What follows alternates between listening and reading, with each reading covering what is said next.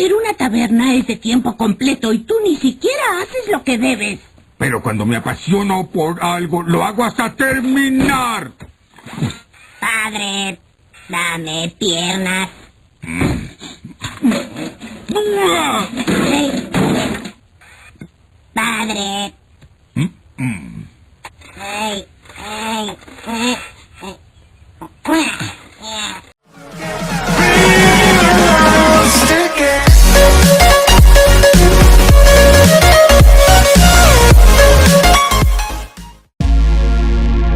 ¿Alguna vez te has preguntado qué son los robots?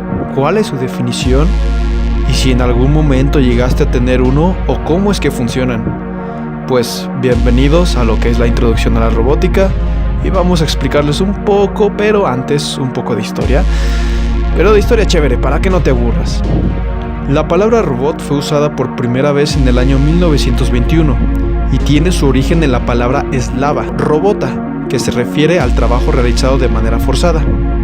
En 1942, el escritor Isaac Asimov publicó en la revista Galaxy Science Fiction una historia en la que por primera vez enunció sus 3 leyes de la robótica, las cuales constan de: la primera ley, un robot no hará daño a un ser humano o por inacción permitir que un ser humano sufra daño. Segunda ley, un robot debe obedecer las órdenes dadas por los seres humanos excepto si esta ley entra en conflicto con la primera ley. Tercera ley, un robot debe proteger su propia existencia en la medida en que esta protección no tener en conflicto con la primera o segunda ley. Ahora sí, para comenzar, ¿qué es la robótica? La robótica es una disciplina especializada en crear sistemas, robots, que le permiten al hombre realizar tareas 3D. Las tareas 3D son tareas denominadas dull, que significa aburridas, dirty, que significa sucias, o dangerous, que son peligrosas.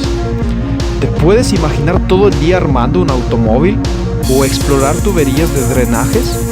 ¿O trabajar con químicos tóxicos? Pues todas estas tareas los robots las pueden hacer. Incluso hay robots que exploran planetas fuera de la Tierra. ¿Lo puedes creer? Un robot es un agente artificial mecánico o virtual. Por lo general, su sistema electromecánico tiene la capacidad de percibir su entorno mediante sensores, manipular cosas por medio de actuadores, tomar decisiones mediante su programación o inteligencia artificial, moverse en varios ejes, etc. Existen muchas formas de clasificar a los robots. Aquí solo hablaremos de 2. Los primeros son los robots manipuladores seriales. Sí, suena un poco extraño el nombre, los cuales consisten en una serie de varas rígidas unidas entre sí, a través de articulaciones de un grado de libertad de tipo rotacional o prismático. Se podría decir que son como brazos humanos. Las arquitecturas de los robots manipuladores seriales clásicos están caracterizadas por una gran rigidez estructural, repetibilidad y por un elevado peso propio. Los segundos son los robots paralelos, los cuales son cadenas cinemáticas cerradas cuyo órgano terminal o plataforma móvil está conectado a la base mediante varias cadenas cinemáticas. Son más ligeros y tienen altas aceleraciones comparados con los robots seriales. Pero, ¿qué es la cinemática del robot? Pues la cinemática del robot estudia el movimiento del mismo respecto a un sistema de referencia. La cinemática se interesa por la descripción analítica del movimiento espacial del robot como una función del tiempo. Suena un tanto complicado, pero vamos a dejarlo de esta manera. Existen 2 tipos de cinemáticas, la cual es la directa y la inversa. La directa consiste en determinar cuál es la posición y orientación del extremo final del robot con respecto a un sistema de coordenadas que se toma como referencia, conocidos los valores de las articulaciones y los parámetros geométricos de los elementos del robot. Hay un método sistemático que utiliza una matriz de transformación homogénea para describir la relación espacial entre 2 elementos rígidos adyacentes, reduciéndose el problema cinemático directo a encontrar una matriz de transformación homogénea 4x4 que relaciona la localización espacial del extremo del robot con respecto al sistema de coordenadas de su base.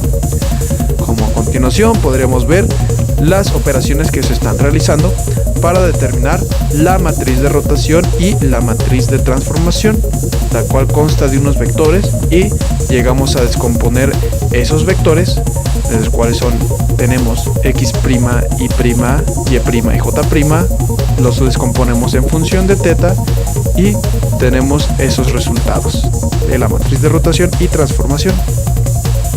La cinemática inversa resuelve la configuración que debe adoptar el robot para una posición y orientación del extremo conocidas. Para este caso se deben resolver un sistema de ecuaciones no lineales y existen múltiples soluciones. O sea, es un tanto complicado hacerlo a mano. Con todo esto podemos concluir que el modelado matemático del sistema es muy importante para el diseño del robot, y también es muy importante analizar sus movimientos, y no es una cosa sencilla. Para los robots son muy importantes su programación, sus sensores, sus actuadores y sus cadenas cinemáticas o cuerpo mecánico. Un robot debe hacer la vida más fácil y menos peligrosa. En otras palabras, un robot debe usarse como una herramienta para cuando existe una limitación humana, y esperemos un día de estos no nos sustituyan.